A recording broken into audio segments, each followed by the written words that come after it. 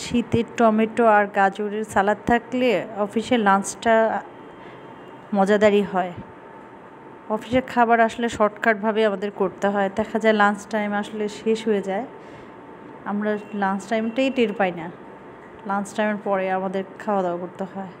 আর এইভাবে সালাদ দিয়ে খাওয়া তো বাসা ছাড়া আর হয় না, কিন্তু খেতে খুব মজা লাগে আসলে। অফিসে এরকম জিনিস থাকলে খাবারের মেনুতে ভালোই লাগে খেতে, একটু রুচি পাওয়া যায়।